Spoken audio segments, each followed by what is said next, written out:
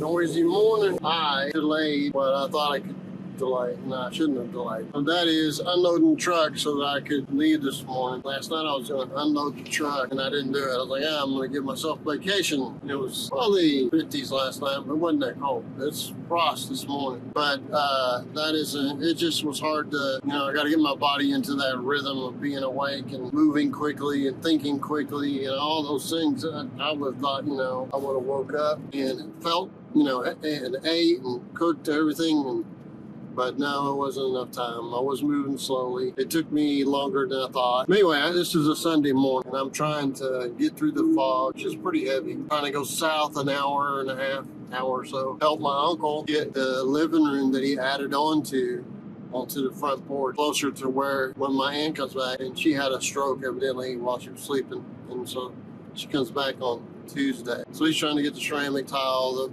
drywall finished, the drywall hung and then finished, and then textured and painted by Tuesday. And this is look, I'll come down in the morning.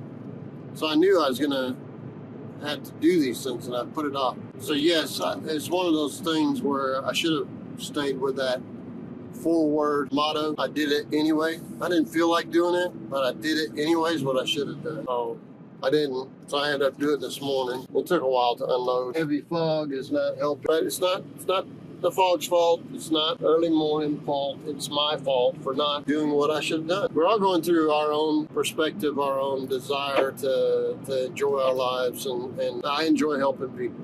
I enjoy helping people that have shown kindness to me, particularly. And this is somebody that I care about, love, if you will. But I love doing my best to love everybody. So my very simple thing for this morning was unload, to load a few things, head south an hour and a half, pick up some material along the way, go down, hang some drywall, finish the drywall, get it ready for texture. That way, tomorrow, even today, texture can be done. If they do that, then they can paint it tomorrow. So that's what I'll try to hang the drywall. 4 sheets left, supposedly. I'll try to stop by to get the materials, hang the drywall, finish the drywall. If they can texture it today, they can paint it tomorrow. I don't know. He's 81. He's, that's hard. I mean, he's been pushing hard for a while, and he sounds tired when I talk to him, so I don't want to encourage him to wear himself out. It's been a couple of weeks since my dad died. A lot of people ask me, how are you dealing with your dad dying? Well, I'd already dealt with it before he died. It wasn't like abruptly. And you deal with it over a stretch of time. But what I usually say is I'm busy helping the living, busy thinking about that. And we take for granted the breath that we take every morning when we wake up. We take that for granted. It really shouldn't. It's a massive, big adventure this life is.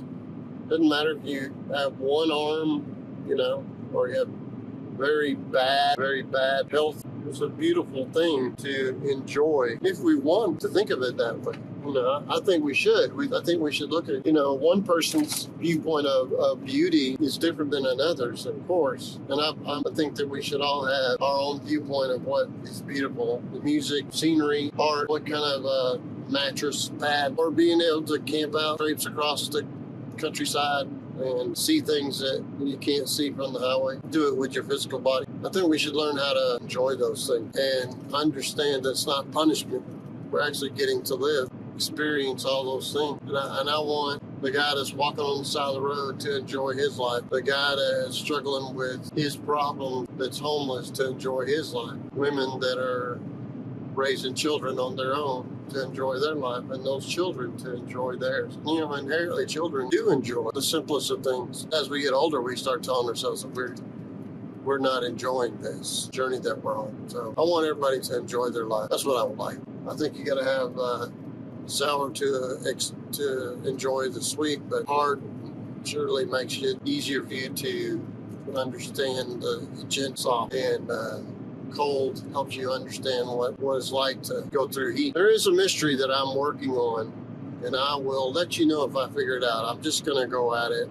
There's a 91, maybe he may be 92-year-old gentleman that I've known for quite a while. Every time I see him, which has been a while now, his name is RG, and that's his legal name, RG Edmund. And every time I see him, he's smiling. And I asked his son yesterday, hey, what is your dad thinking about that causes him to smile? And he says, there ain't no telling. That's his own son. So will you tell your dad that I want to know what he's thinking about when he's smiling? And when I see that man again, that's what I'm going to try to pin him down on.